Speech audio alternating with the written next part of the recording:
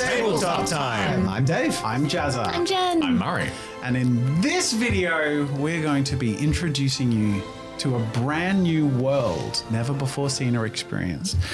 Before we do that, I must say thank you to our patrons. Did you know patron, the word comes from the Latin meaning father. So therefore, everyone who is our patron can be called Daddy. No. In all seriousness, The monkey you is make his this uncle. possible, and as you will see, as you saw with our intro, we've been putting so much into this for months. We are biting off way more than we should try and chew, but we are going to bloody try and chew on it to make you proud, and it wouldn't be possible without you. So thank you to our patrons. Speaking of Patreons, if you are a Patreon, you have access to Gateway Roleplay, which is the roleplay system we are playing and has been developed by Dave and Jazza. Yay! So much work has gone into this, and it is now in alpha. So you guys get to check it out, give us some feedback, roll those dice, and tell us what you think. So go check it out. Again, patrons get access, and we'll be taking your feedback. Stuff that you like or want to see more of or think could be improved, let us know in the comments, and we'll be able to make the system even better over time. Before we dive in to our world intro, there is someone we have to say thank you for, a final thank you. And that is our sponsor, which is my preferred way to build worlds, which is Legend Keeper. Hey. So this entire world is being powered by Legend Keeper. I love it because it is simple. Other world builders can feel like you're getting into an entire encyclopedia or website structure just to try and do anything. Whereas Legend Keeper, you can start small, you can go big. I personally love to build my worlds visually. So I start with maps and I bring them in. In this case, this is a map that Alicia's drawn, and you can drop pins in and you can immediately create and attach articles in those pins. There are super simple text commands that allow you to basically join and connect all the documents and just build it up. And I can just show you a bit of a bloody teaser. So we can see Allegrando here, the capital of Lucevera, and we can see maybe the guild district. And as we open up the guild district, it will show us a map, and I can just go to map. Whoa. And we're all in a whole another district. And then I like the structure on the left. I know the map looks fantastic, but I'm just sort of this one here, noticing the menu, all the collapsible so things. that's all nested. So I've got factions, I've got locations, and then I can link factions to locations and characters and all of that. Let me open up the All Trades Assembly, which is the location that our players will be spending a lot of time.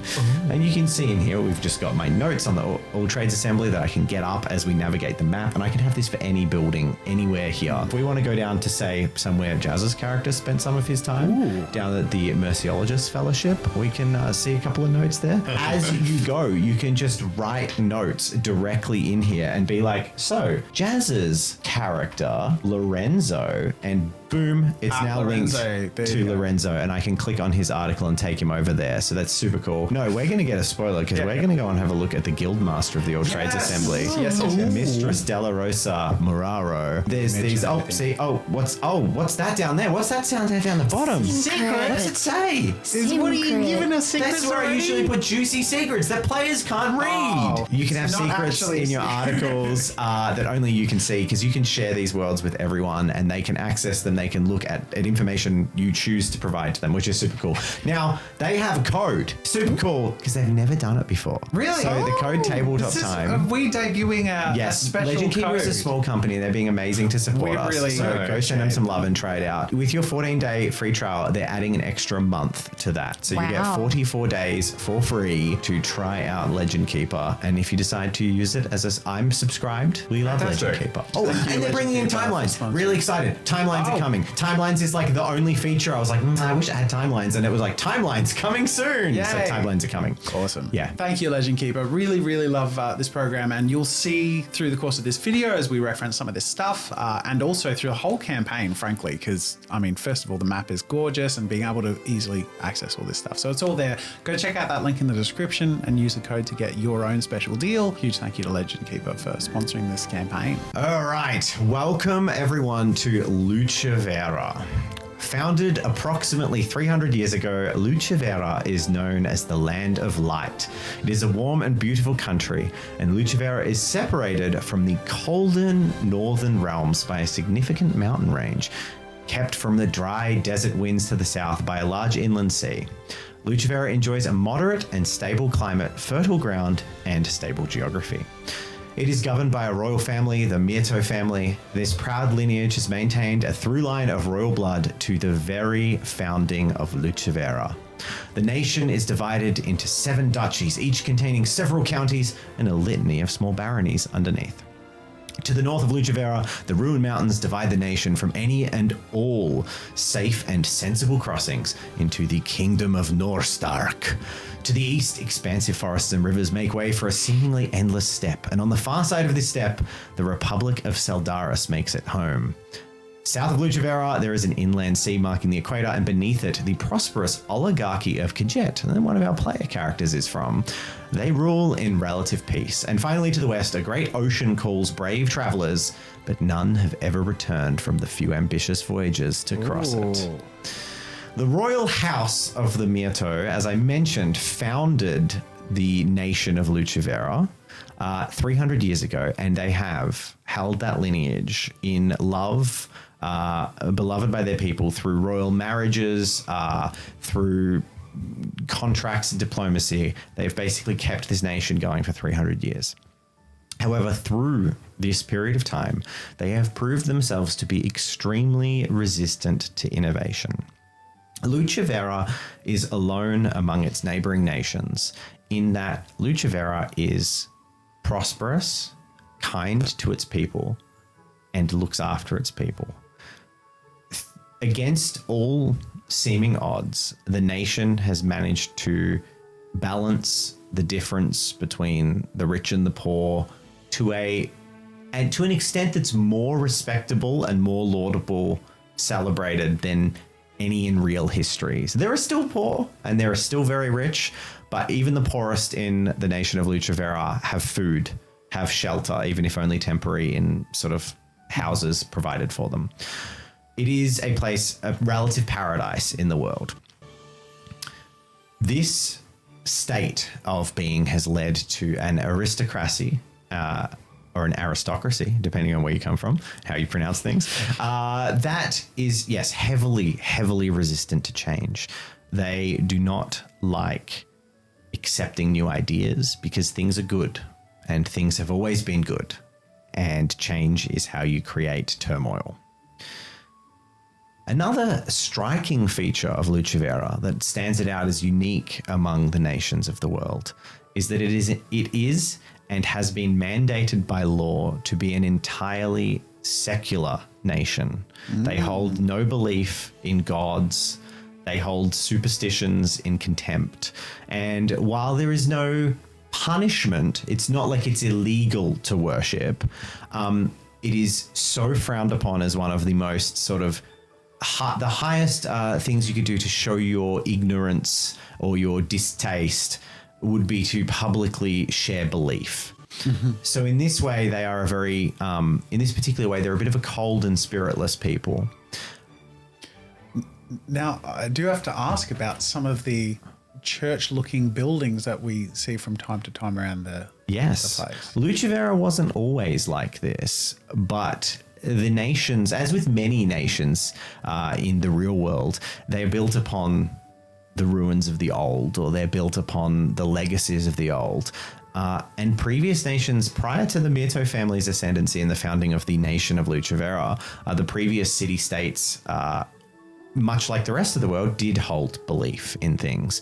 The details of what has caused this particular change are rather conspicuously lost to history. Interesting. So sort of erased with with a good oversight, with a high level of political oversight and understanding of history and academia, one might note that they may have been deliberately hidden. Yes, it seems conspicuously absent, that there are the evidence of these places of faith left in sort of disrepair. So I did want to finish off that despite that, there is no strict law preventing people from having faith. However, there are strict laws preventing that from in being in any way involved in legacy, policy, government systems of organization. Yeah. Academia, being taught is illegal. Having it, not illegal. Preaching it, illegal. Interesting. Okay.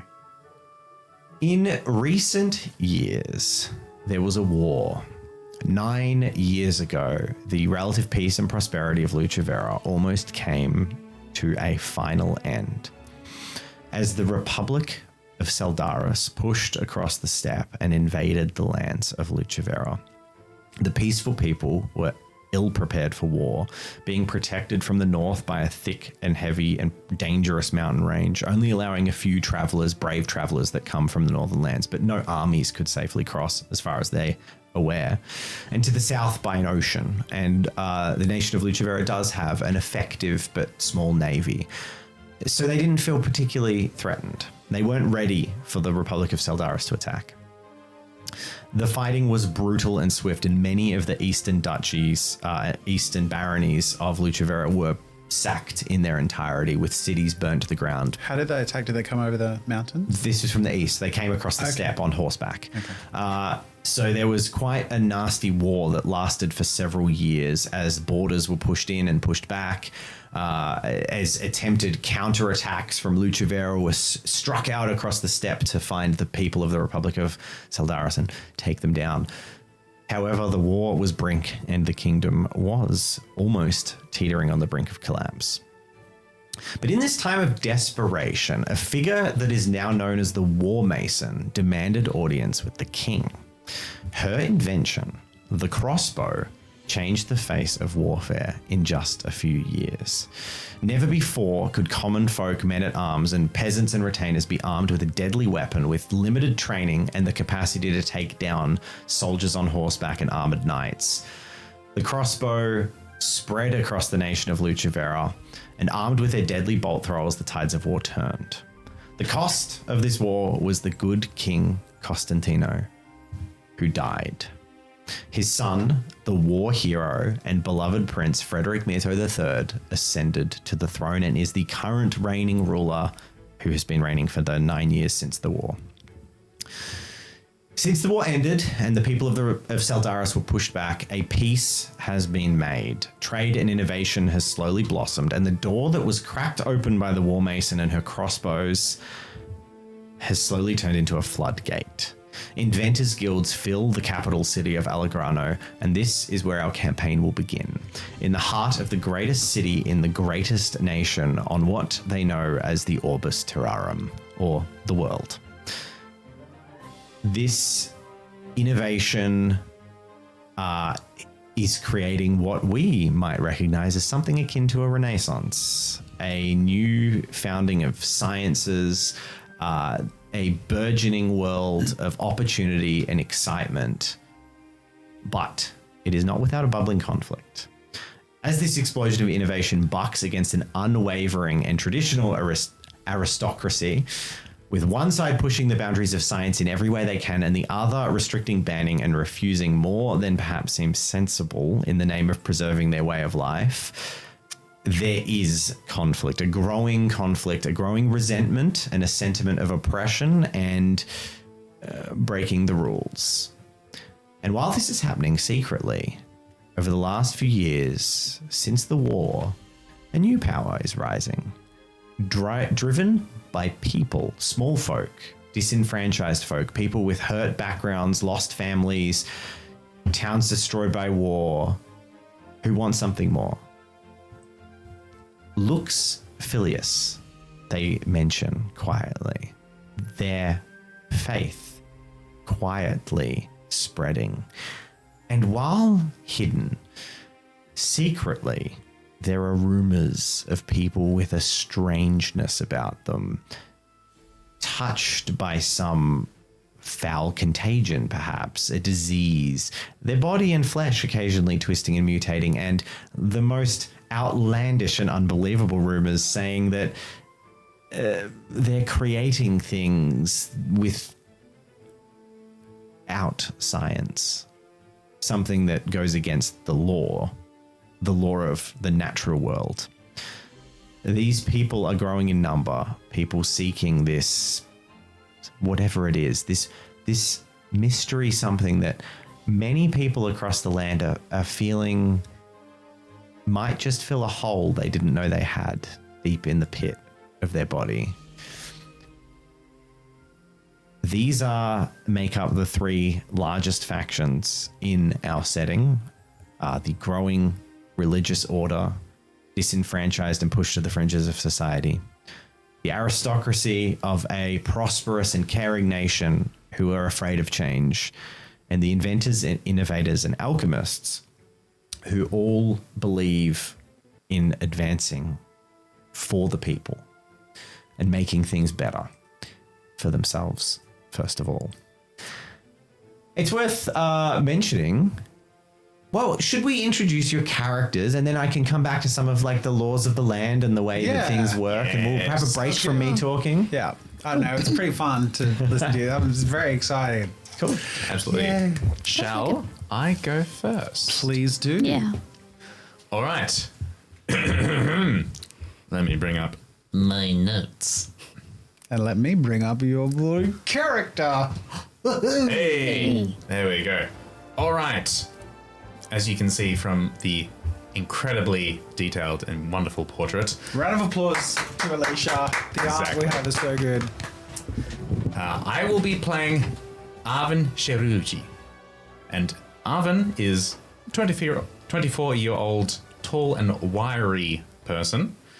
He has very sallow skin from too much time indoors inhaling nasty fumes and suffering explosive miscalculations from his chemistry and alchemy practices. That was us today. Yeah, I wrote that one. Spray paint fumes. That was a bit close to the phone. Yes.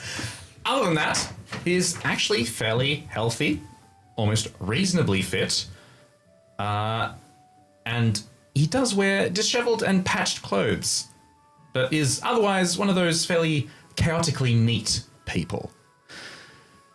He is constantly curious and distracted by the inner workings of everything around him, whether it be creatures, constructions, or just the way people behave. He will always walk off in a tangent, just perplexed by something around him as he tries to solve it. Often gets him into trouble. Hopefully less so as time goes on. He travelled to the city of Alegrando 8 years ago after his town, Dalatoro, was utterly ruined by a plague brought about by the war. Raised in a family of physicians and doctors, he put his life into alchemy and trying to find a way to prevent future catastrophes like the one that befell his town. And while he pursues all sorts of other avenues of alchemy, that is basically his goal in life now. That goal is a cure-all elixir, a remedy for wounds, maladies, and diseases, one that can save people from the precipice of death itself. That is what he strives for. To undo what happened once by saving people in the future. As there were very, very few survivors from his town. And Arvin himself wonders every day how he managed to survive. He's burdened and traumatized by this.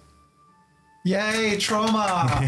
Someone has to be traumatized. Yeah. First character. I think we all got a bit of trauma. Yes. However, he has hardened himself with inspiration and hope that he can make the world a better place in this mecca of innovation. And he doesn't advertise this fact, but nor is he particularly quiet around the guild workshop. But Arvin has also created a tiny, cracked and imperfect ceramic golem.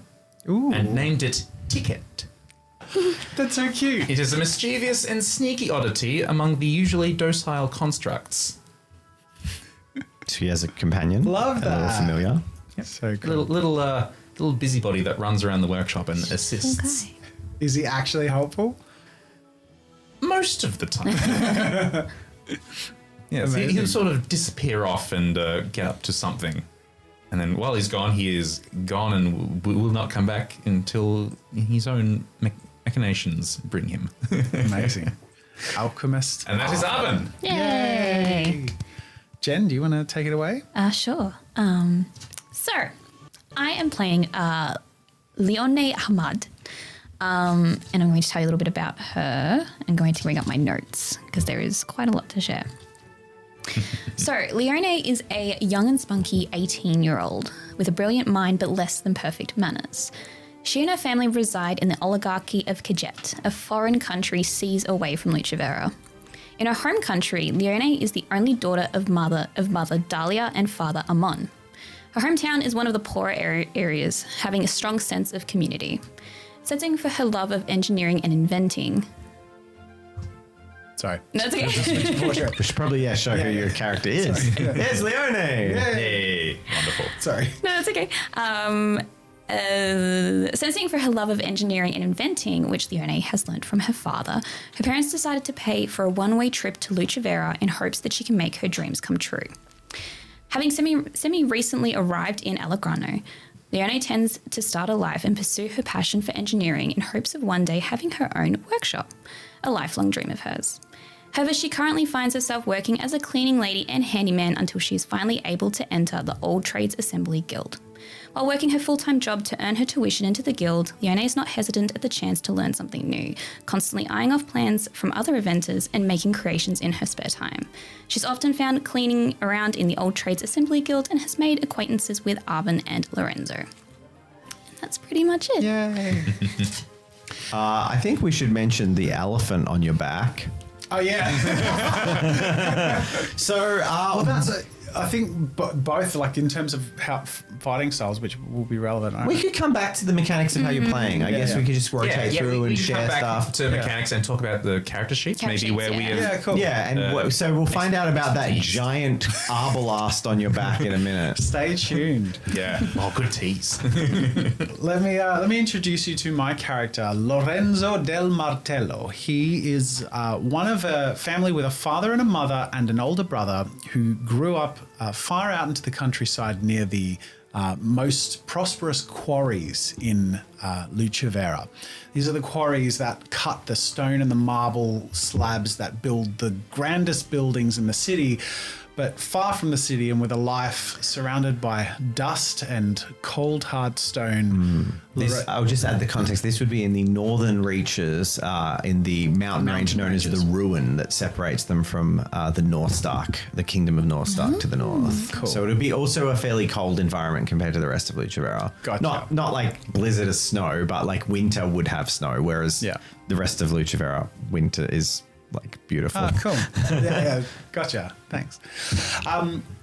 So he grew up out there, and he has an older brother who very much was a father's son. You know, they really worked together a lot. It was Lorenzo's father's dream that his boys would sort of take up the mantle, and the Del Martello family are fairly reputable amongst the masons, not for any sort of particular artistic sculptures of statues or anything, but just by generations long having really good reputation, really good business practices, and just being really reputable masons. And also having connections to the masonry guilds in the city and, being fairly well connected to the masonry ties.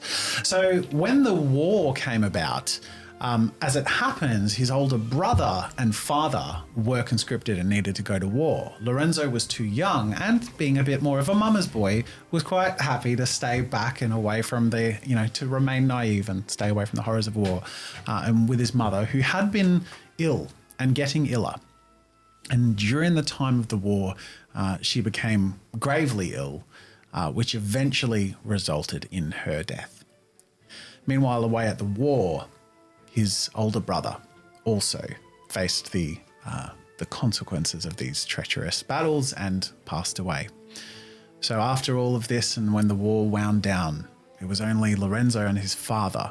And his father comes back with quite a bit of trauma, missing, of course, his older son, who was ready to step into his footsteps, and now remaining with his youngest, who does not have the inclinations of his older brother, and struggling to make ends meet and get along in the way that they previously had.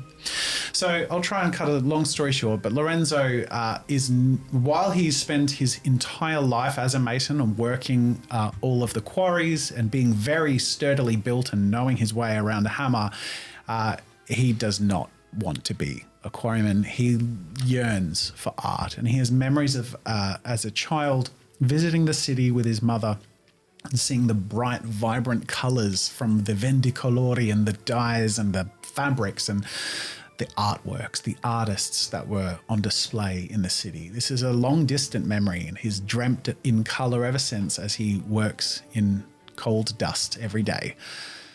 And one day, as he reaches adulthood, Lorenzo begs his father to pick up his guildship with an artistic guild in the city rather than the expected quarrying guild. His father was not interested in this idea, but eventually strikes a deal to let him and to pay for his tuition. And if he can pay back with this frivolous idea of becoming an artist, then you've earned it. But in his father's eyes, it's absolutely impossible, and he expects his son to come back completely destitute and beg for forgiveness. So Lorenzo is in the city. He got tuition in an art guild, and he got kicked out because he couldn't keep in the lines. When I say art guild, I should say what's the word? The place is called the Merciologists Fellowship, and it is basically the craft and skill of technical drawing. That's it. So it's more like, building designs and architectural drawings and that sort of thing. And Lorenzo tried really hard, but it's, again, not what drove him. And he was surrounded by materials and things that he could use and bring his ideas to life and draw with flourish and color, and he just wasn't working, and eventually lost his tuition. And has spent the better part of a year roaming the streets to make ends meet, working for others, using his hammer if needed, doing chores, occasionally sort of finding room and board with someone he can sort of help their upkeep while looking for a place to bring up his tutorship. I feel like you missed one important detail that I remember hearing about, which was what would happen if you did go home to your father? You said your father expects you to return a failure, but had you agreed on anything if you were to do that? Oh, that I would be a mason. Did we cover that, or am I dead? I don't think we did. No, I don't remember. I don't think we did. You basically said that if your father, the deal was that he would pay for your tuition, and when you fail, you would then abandon your dreams and take up his family footsteps. It was the ultimatum of when you fail and get back. Yeah, that's it. Yeah. And that's why Lorenzo is happier to sleep on the streets and say he hasn't given up and he'll still write home to his father and say, oh, it's going great, not admit that it's going wrong. And he's desperately trying to find a path to make this work. And eventually he finds a glimmer of hope and some mercy in the All Trades Assembly. Yeah. Where he is taken on to do, again, that's technical drawing for the most part, but they seem a little more relaxed in their standard, at least in terms of the strictness of the place that they were in. The place itself is quite eclectic, and Lorenzo seems to fit in there. I'll hand it over to you from this point, but that's where Lorenzo finds himself hopeful that his dream can come true of one day becoming an artist who can live off of his work and create with color. Very cool. Fantastic. Should I take it from there or do L? Do you want to do L and then take us into where we all are? So I will not be able to deliver this nearly as amazingly as L would have. So I'm very sorry. You're just going to have to wait until session 1 to see L's amazing character come to life as we meet Bianca d'Aquila. I could probably pronounce that awfully. D'Aquila or d'Aquila. I don't know. Al's going to teach us how to say it. It's going to be great. I've got it written down, and I'm famously bad at pronouncing things. She's at home in pajamas, surrounded by tissues, screaming at the laptop. So, Bianca holds herself with a high posture, with this carefully braided brown hair, and takes great pride in her position, her uniform, and the long and illustrious feather that hangs from her hat. Now, what position is this? What uniform is this? Well, we've never mentioned this, but this is a faction in the world. Bianca is a member of the Cavaliers of the Crown, which is analogous to the Musketeers, the French Musketeer Guard. They are the arm of the Royal Guard made up of lesser nobles and working outside the household. They are the closest thing to investigators, police officers, and a personal military force that is paid and retained under the king. They are highly trained swordsmen and women, They're trained on horseback, and they are highly regarded in society as, these aren't town guard. They are special. They're nobles, and they're important. And Bianca counts herself as one of them. So she loves to introduce herself formally and fully as Bianca de Aquila, and then there's a broken everything, Cavalier of the Crown. She's very attached to her extravagant hat feather. She cleans it nightly. And... Yes, we did get the law drop. De Aquila. De Aquila. Okay, cool. Very good. She has been working as a cavalier. Now, look, I'm going to say, if I get some of this slightly wrong, forgive me. So Al will clarify anything that's slightly inconsistent, but this is based off my best understanding from conversations and some notes. She's been a cavalier for a few years. She is the youngest of a large family of siblings, where one of her older brothers has basically been her inspiration, her hero. But when he went to war, many of her family, her older siblings, went to war. She was terrified of it. She was afraid of it. She hated this idea of being separated from family. And she went, I'm not doing that. And she then went off into academia and studied, as with most nobles, learning the arts of scribing, scrivening, writing, advanced languages, many intellectual pursuits, to potentially pursue a career as a administrator or a courtier or something like that.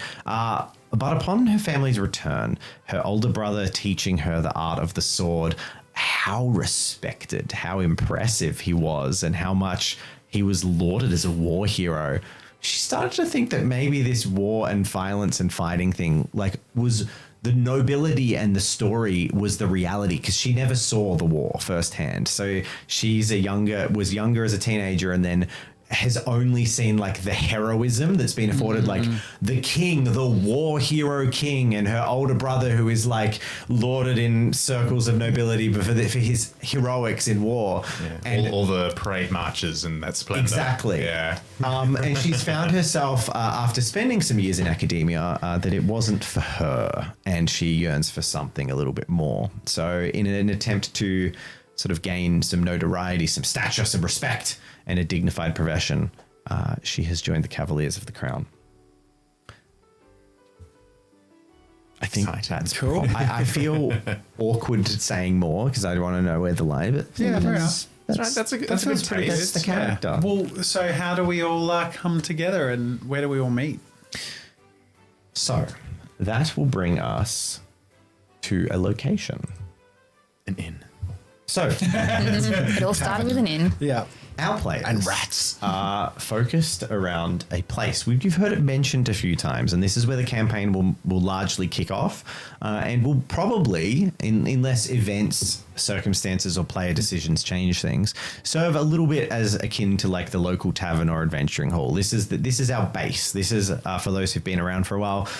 This is our Ugly's bar. This is our reliable backstop. This campaign, we imagine, will be less of a quest and more of a adventures from a location and returning frequently to that location.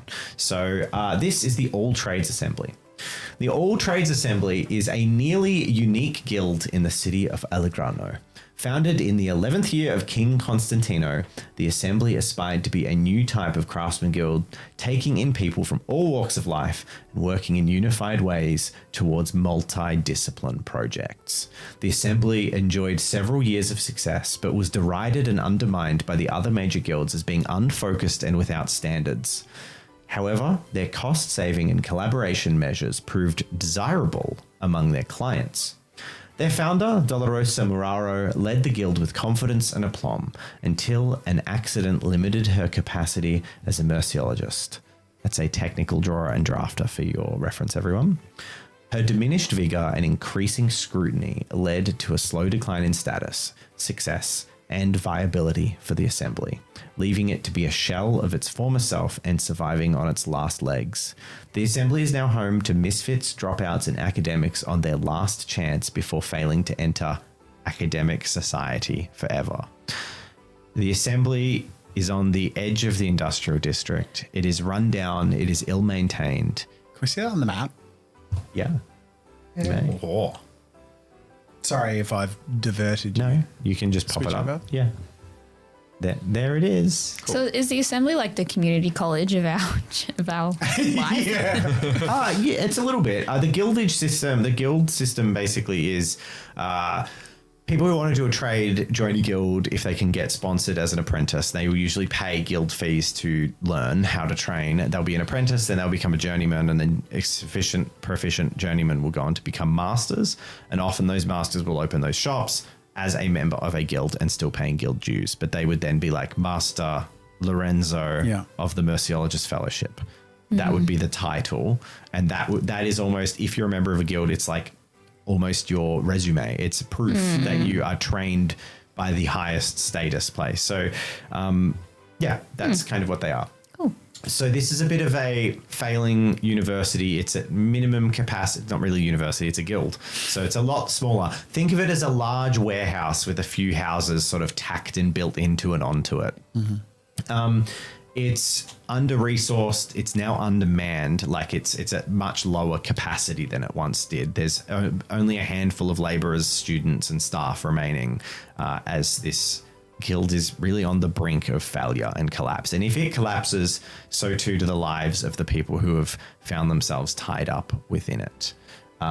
Which, for context, our player characters were Amari's character, who is in his final years of studying or final year of studying his crafts, somewhere close. Yeah, or like one of those students that stays tacked on and just keeps going. Yeah, he's doing his masters. You've been a student there for a while.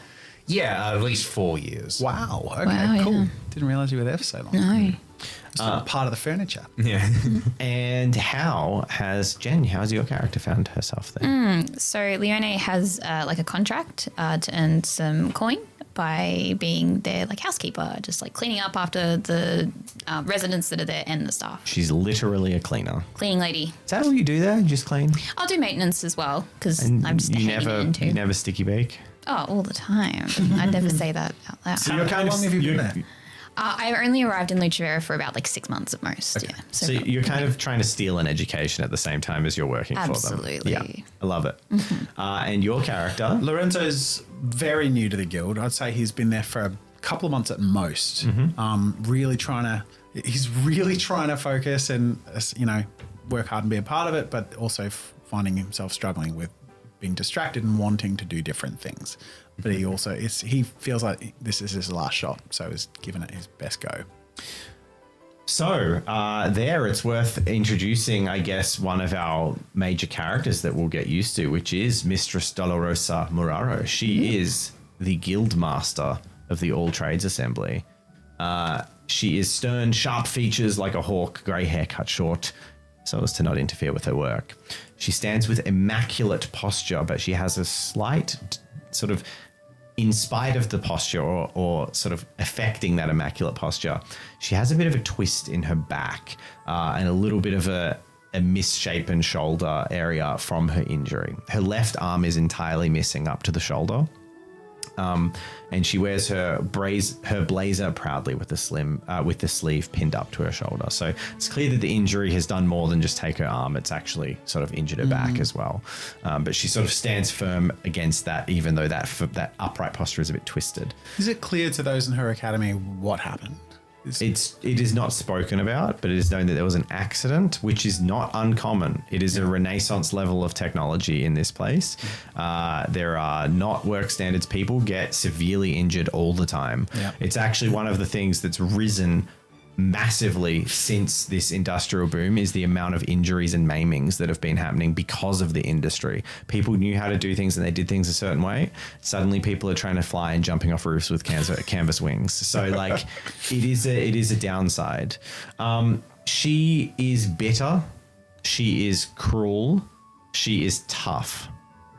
She carries the weight of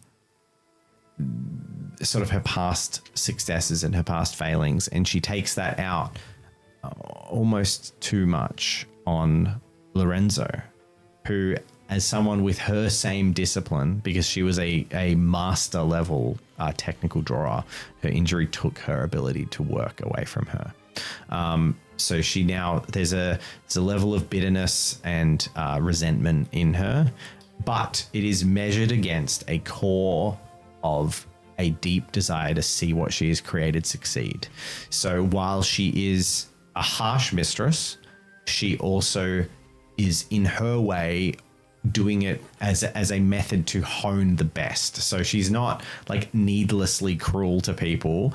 She will only sort of give you that aggressive attention if you have potential. So a tough love. It is tough. There's not much love there. It's definitely tough. I see. Joke's on her. That's basically what my dad's been doing the whole time. So.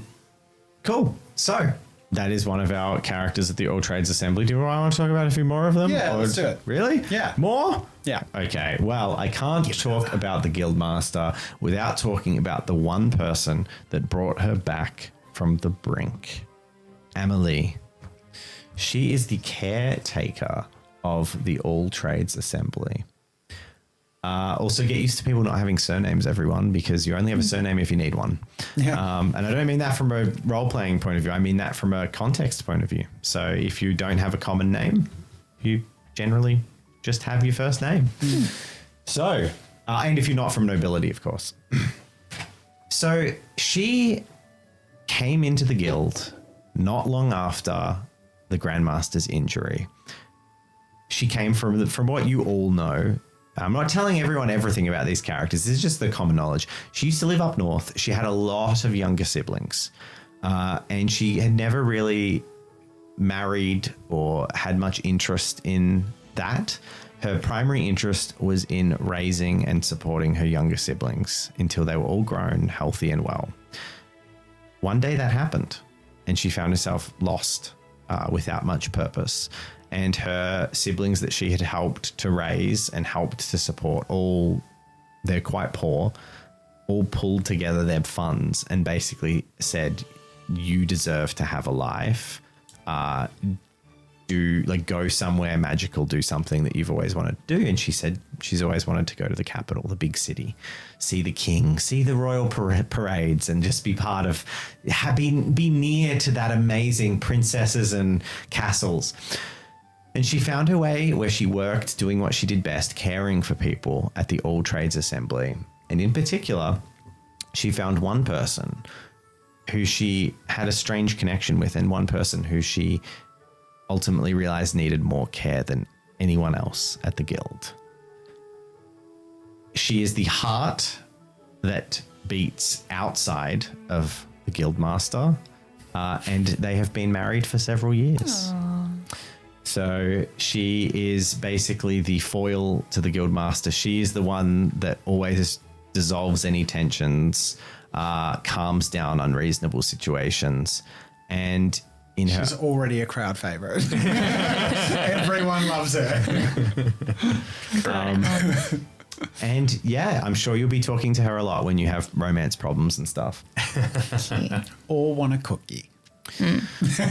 But she's not one of the only major characters of the guild. I don't want to give away too much of some of them. So, and there's more characters than we have to show today.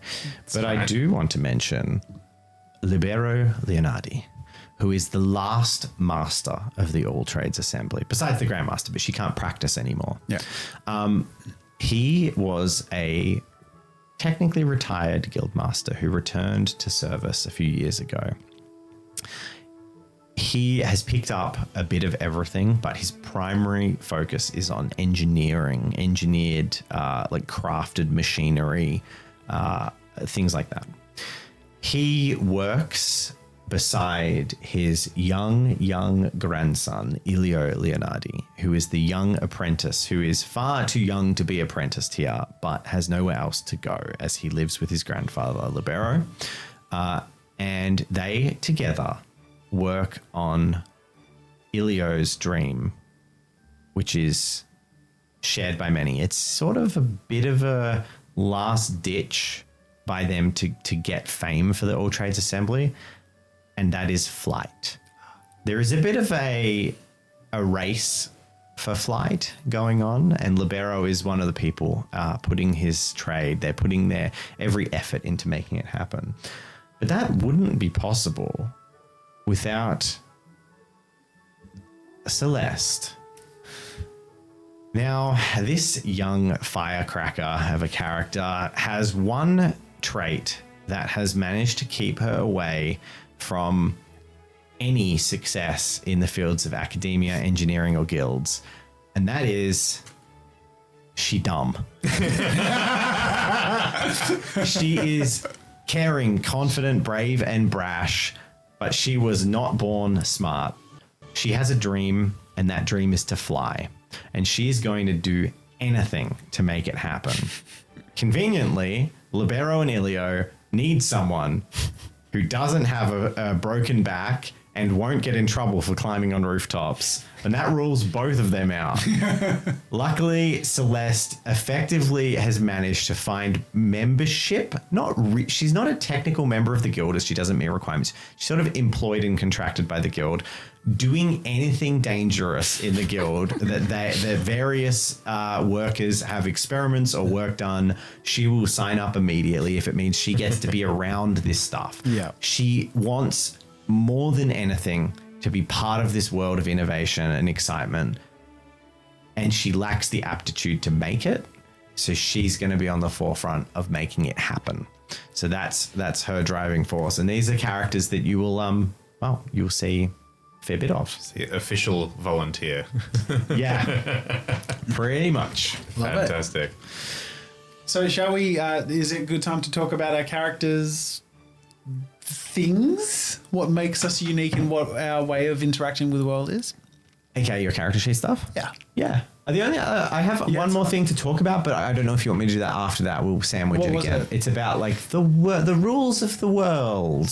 Maybe we'll leave that to last. Okay, cool. Yeah. It's a cool place to leave off, Tyler? I reckon. Yeah. Should we go reverse clockwise and start back with Lorenzo? Let's do that, because I forgot to mention something in my character's backstory, and that is a thing that he gonna happen. carries with him always. It's something he got from his mother, and that is a feather, a brilliant feather. There are very few things he owns of gorgeous color. One is the scarf he wears around his neck that he got for doing some work in the last year. It's a beautiful, vibrant green that he's very proud to wear. Did he cutely like see that in the shop and run up and buy it? He's like, I have to I have don't think that. he bought it. I think Okay. he worked for it. I Okay. think he might have lucked into working for someone with a bit more money to sort of like, and spent like maybe 6 weeks sort of like Yeah, okay. renovating, breaking things down for him, just really hard labor. And sheepishly at the end of it, after sort of, and he got bored and stuff, but he was like, I basically complimented her lovely colors and stuff, and she kindly gave him the scarf. So he wears it quite proudly. But this feather is even more immaculate and colorful and quite strange. It's like, it's one of the most vibrant things even people who are surrounded by color would see. So he's very fond of it and proud of it, and especially because he got it from his mother. It's the only memory he has, and it's the thing that's always inspired him, and he carries with him all the time. And he keeps it in he's dead broke. So if we're going into the character stuff, character sheet stuff. So I took the impoverished negative feat and the pacifist negative feat. These meaning that I basically all I can afford is the hammer, the stone splitter hammer that I have, a week's worth of rations, and my writing materials. That's all Lorenzo owns. And that is literally all I could afford in our game system after taking those feats. So that's literally all he has to his name. But he had to get filling his character sheet, I had to buy the writing material and all that stuff, because that's what he does. He draws, and he that's how he's doing his course. And he keeps his feather in the writing books and stuff that he has, and he has his pens and his hammer. So he, in terms of how he's built, he's a non-violent person. He does not like hurting people. He is someone who likes to protect and to save people, which is... and in a pinch, that's the only way he would justify being violent, would be in the defense of others. So if he does that, or if he's forced to do that, it will be with his hammer, which is, He's a very tall, strong man. I hadn't mentioned that, but he's quite large. He just sort of is shy and shrinks within himself. But he's like 6.5 foot broad and wields a big friggin' stone splitting hammer. Just a side, I shouldn't even bring this up. Did we change the pacifist thing to being you can't kill people? I think so. With lethal. Yeah. Mechanically, so basically, my understanding is you can't deal damage that would reduce an enemy to 0 health with a attack that is a lethal attack. So there are non-lethal attacks you can do, but basically he'll always pull his blow before it takes the last point of health off something. Yeah. So in terms of feats, I went into negative feats first, but the way it works in Gateway is you can basically buy negative feats to enable you to buy more actual feats. So the feats that Lorenzo has is artistic, which gives him an advantage to deft of hand when performing or doing artistic things. He is toughened, which gives him +1 HP. He is strong-backed, which gives him +2 burden. And then I've bought, on top of that, they're my starting traits, and then he's bought the traits with XP. Artist, which gives him a bonus to spirit with the rest action meditate, and Guardian, which allows him to take a hit in place of an adjacent person. So he has the ability to literally step in and take a hit for a teammate. So in terms of his build, he's got a bit more health. He's got 7 health. He's got an even 2 mind, 2 body. And the areas he's strongest in are his strength power, bashing things when he needs to. And otherwise, he's got a good resistance and a bit of charm. But otherwise, he's pretty weak when it comes to his ability to investigate or his general knowledge. He's not authoritative, not deceptive, not particularly agile, and not particularly stealthy. He's just a good boy. He's a very good boy. He's a real soft-hearted, gentle fella who just really wants to paint pretty pictures. Yep. All right. I think that's me. Yeah. He hasn't got armor. That sounds good. Yeah, he hasn't got armor or anything. It's literally just the clothes on his back. You couldn't afford it. But no. He's got a hammer and to be pens. honest, with the characters that we have, it makes more sense for you to find the need to acquire that stuff when the time comes. I should add, while we're talking about character sheet stuff, the feat impoverished, the negative feat impoverished, not only does it reduce the amount of starting gold you have, it gives you a debt. And I have a debt of 1,000. Well, I don't know what the currency is. The numbers are irrelevant. Yeah. I have a large debt, which is actually to my father. So my father paid for my tuition, and I've been trying to sort of move that money around to get me the tuition I need. I'm dead broke now, but I need to pay him back, and that will come to hopefully fruition during the gameplay. That's Lorenzo. Yay. We should mention that everyone but Al has taken the impoverished feat as well. Did you take No. Take it in. Okay, He's regular impoverished. Yeah. Okay, all right. So it's just you and me. All right. I'm student impoverished. So I'll mention the giant ballista that's coming out of Leone's back. Or no, hold on. I want to stop for a second. I think it keeps, because it's so confusing because we're so used to like the things that are modern. I don't even see your character as a student anymore, Murray. Your character is like the young Victor Frankenstein style. Like you're the guy that lives in the loft of this place, and you're like 24, right? Yeah, you're not like, student age. You're a full grown adult who I'm lives like the at the university academy. techie who works around. Yeah, you're always around. You're lurking around in the attic somewhere. A little bit like Bruno from Encanto. I was thinking Bruno from Encanto. I don't know why. I was thinking that too. Yeah, That's great. I love that. Good vibe. Sorry, Jen. No, that's you were okay. talking about your Arbalast. Yeah, which is what my character will be fighting with. It has the whole skill tree. It's very cool. What's an Arbalast, Jen? Where'd you get it That's from? a Dave question. Actually, both those are pretty much a Dave question, but I don't know how much of that you want to reveal or say. Did you just show up in Lucevera with a big freaking bow? No. She built it. Yes. Oh, wow. So While at the academy? So Leone built it with Libero. So basically is like a project that he was working on, and it was Libero has a naughty soft spot for teaching people who are young. So like he teaches his grandson, but he has that kind of like, oh, you shouldn't be lingering. And then he kind of like will smile and be like, come here, look at this. Help me with that. Like, help me with that. And then hold this. And basically he taught. He's been sort of teaching a little bit. He shouldn't be because she's not a guild member. And yeah, so Leone is shown her aptitude for engineering and has crafted this sort of. She's sort of field testing Libero's experimental weapon. He makes a lot of stuff. Yeah. And then gives it to for people to children. test. Yeah, well, she's 18, right? Yes. Yeah, you're an adult by this society 100%. standards. Chaos Santa. Chaos Santa. So Arbalasts are basically, it's like in this context of this setting, it is a large ballista that is too difficult to wield by hand without setting up. So functionally, Leone fields and is using I believe it is combat engineer. Is that the name of your training? Do you have it on your sheet? We never went through that. I never named what it was. No. Okay, yeah, I think it's combat engineer, and effectively you have fold out ballista. Yeah, You have a giant crossbow on a tripod. on an easel is kind of what I picture. Like it kind of looks like an It easel. folds down like an easel. Yeah, but because of its size, That's cool. It's quite a large burden to me. It's pretty much all I carry around. And Leona is a bit smaller, on the smaller side too. She is in fact has a 3 mind 1 body. It's another Eve build. And I have given her 2 strength, however, because obviously you need the strength to pull back the ballista, but physically Well, she it's got a doesn't. crank. Yeah. There's ways around that she's devised to make it accessible to her, but she's not a strong.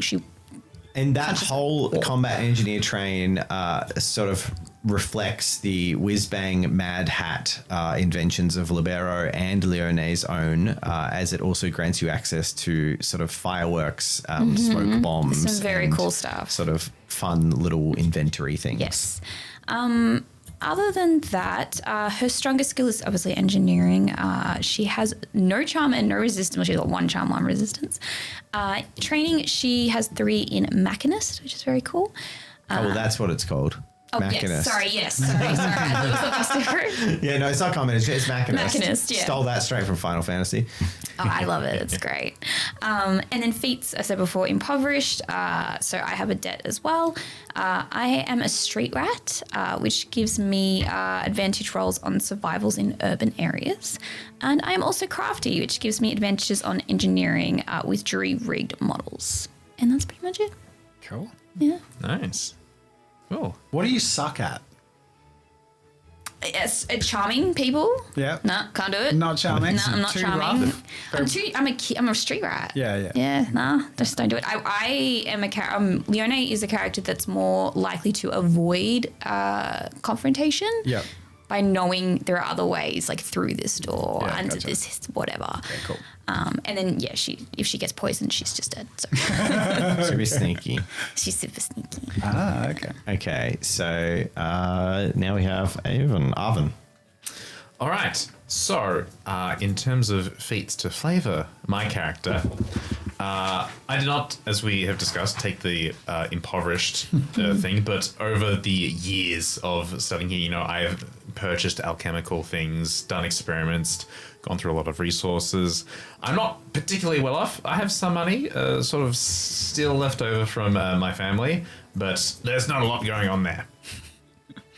However, I have the Iron Guts trait, which sort of flavors just a little bit both maybe how I sort of survived the Renaissance me goring. Yeah.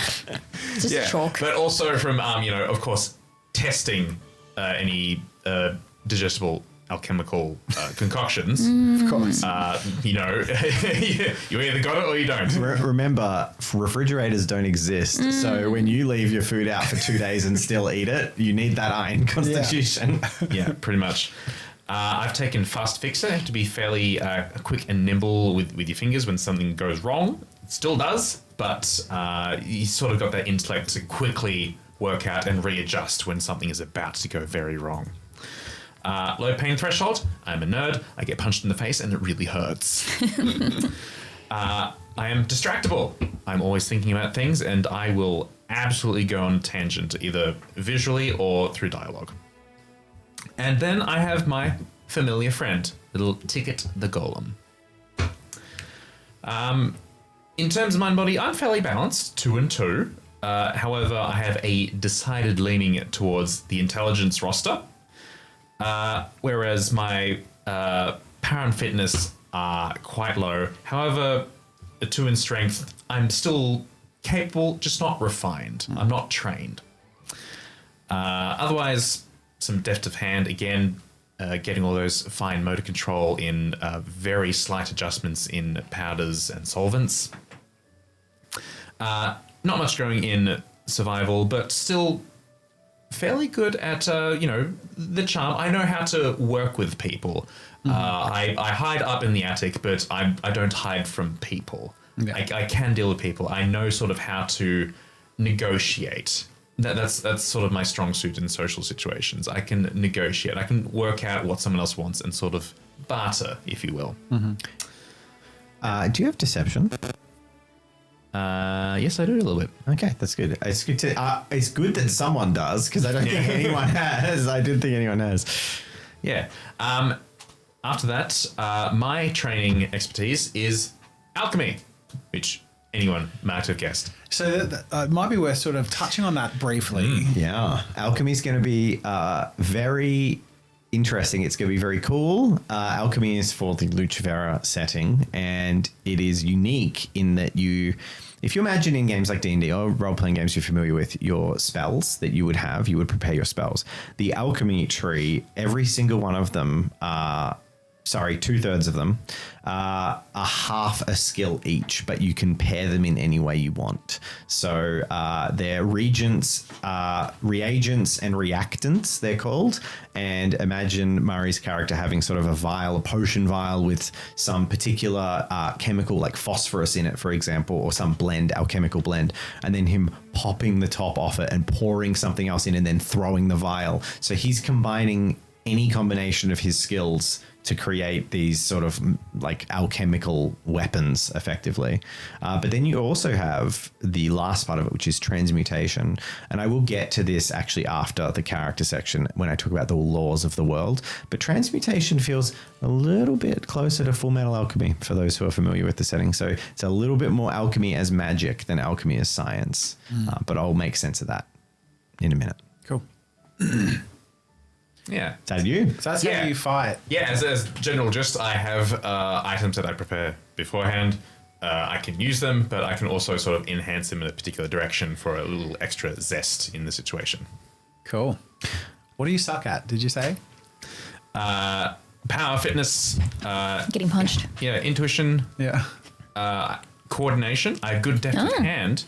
Not particularly good Full coordination. body. Yeah. This is Renaissance undiagnosed ADHD. Oh, so much. Also, no reaction. Yeah. Okay. All right. Do you know enough about? Yeah, Al's I'm going to do character Al. sheet? Yeah. Cool. So I'll be a bit briefer, I guess, than the others.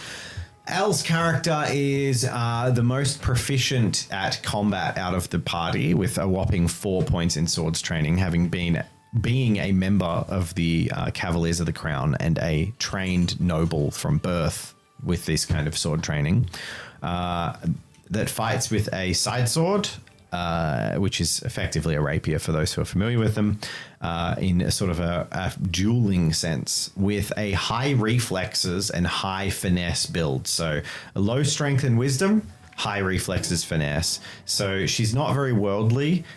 She's authoritative, intelligent, not particularly physically strong, but makes up for it with that sort of fast reflexes, coordinated strikes of a light and effective blade. Bianca is well off, basically the opposite of you impoverished folk, having lots of money, but has the drawback of high standards. High standards actually means that if Bianca is long resting in anything less than comfortable environments, she actually recovers less resources with each rest than the other characters. So she'll be heavily pushing for inns and towns and proper rest stops. Even if the party has a tent and campfire and a full calm environment, that's good enough, is my belief, but it needs to be a bare minimum of a pretty good standard of setup. A double quilted mattress. Yeah, pretty much. Yeah. And she's stubborn as well. And that's the brief of that. 2 mind, 2 body, fairly balanced. And I imagine as I look at this party, we're going to have, we sort of have a tank. Jazza playing a tank if we go to really traditional setups. Yeah. Bianca is like the fighter up the front. Ranger. And then Leone is sort of a Heavy ranger. artillery. And then Arvin Ranger. is like support, like debuff support, kind of. Cool. Saboteur. Yeah. So that's the characters. That's the dynamic of how they're going to play as a party. But the last thing I want to go through is some of the things, some of the rules of the world. The faith, magic. How does magic exist? Does magic exist? Is this high fantasy or low fantasy? What is alchemy? These are the questions I'm going to answer. So, in the setting of Lucevera, the alchemy is, imagine everything people at the start of the Renaissance believed about alchemy, their research into the spiritual elements, the sort of metaphysical nature of it, even the potential of it that they believed they could realize with the right chemicals and the right substances and the right processes.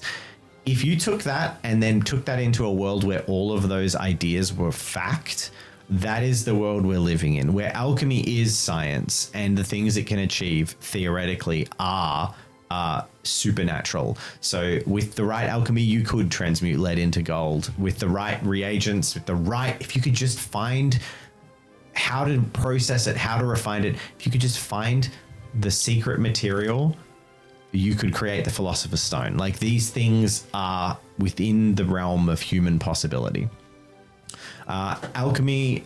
Advanced alchemy has transmutations that are accessible, that are, like as I just mentioned for Murray's character, that can literally change the form of materials. They can make things heavier, make things lighter, and it enables some of those more whimsical sides of things, like the Da Vinci inspired machines, flying machines. It means that stuff is within theoretical possibility, because you can create materials that are lighter than they should be or have slightly different properties than they would have been able to be made with. There is also old magic. There are traces of magical beings. There are strange creatures on the fringes of society or that pop up every now and then. Giants, dragons, chimeras. Old, twisted, weird, unknown, and sometimes collected. For the king has a royal zoo, a menagerie of animals that he has collected from across the world that can be seen if you are lucky enough to be invited by the king to his menagerie. Where some of those more mystical creatures like griffins or the unicorns with the unicorn dogs, dogacorns, dogecorns, can be found. There is also the burgeoning magic of the religious sect Lucevera, where they seem to have something that breaches those rules. Everything I just described either fits into magic of the natural world, aka magical creatures, and the magical properties that their bodies, their flesh, a dragon's heart, etc. That can all be used in alchemy to do very magical things. But then alchemy is considered a science. So all of that is a science, but the effects to us as humans living on Earth would be magic. What the religious people whispered, claimed, rumored, seemed to be doing is more akin to high magic, creating something out of nothing, breaking the rules, twisting the world in ways that shouldn't be possible. Tearing down walls, building them up, healing wounds, just strange impossibilities, mutating the flesh. And that seems to be a new form of magic that's never been heard of, or at least hasn't been recorded in any living memory. Alchemy is incredibly important. What is the sorry to interrupt. What is the common knowledge of things like that? Rumor, hearsay at best. Yeah. Very unlikely to have know anything more than that. It's kind of talking about it is considered to be like not only impolite, but like disgracing yourself to be rumoring about this stuff, because it goes against science, and science is fact. So it's a secular nation, and if you're talking about, I heard there's a person who can bring a statue to life with the magic, they'll just be like, you're an idiot. Yeah. No. Yeah. Just go to academy. There's one over there and learn the rules of science. It can't be done. Yeah. So Go to the the common area. folk do not really believe it, but the rumors are spreading and getting stronger. It's very secret, very rare, and not shown to people publicly. Like, to see a character like this with an obvious mutation, you would need to have basically entered into the order of the people, come into confidence with the more public-facing people, and be brought into their inner sects. Or you just assume they're not a very good alchemist. Possibly, but the alchemy incidents are unlikely to create things like that. Alchemy is very important to the world. The rules of alchemy underpin a lot of the understanding of the world. People are measured and weighed by the four humours. Their moods described as being sanguine, melancholic. Gosh, off the top of my head, I've lost the other two. Choleric and phlegmatic. And there are sciences that study the balance of the four fluids, the yellow bile, the black bile, the phlegm, and the vitae, the blood, to determine how to sort of fix mood disorders, personality disorders, all kinds of things. So the science of the humours, it's described, people are unlikely to be described as being sort of angry. They're more likely to be described as being choleric. It's just how their society structures. And they also believe that the underpinning nature of all things are the five elements, which are fire, water, earth, air, and effervescence.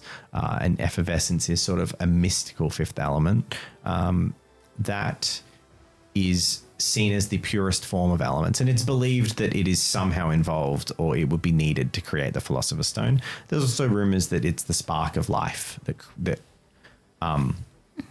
in fact, it's believed that when someone dies, what happens is that their effervescence, their fifth element, immediately undergoes a matter transference where it goes from, I believe it's sublimation. I'm not, off the top of my head, can't remember.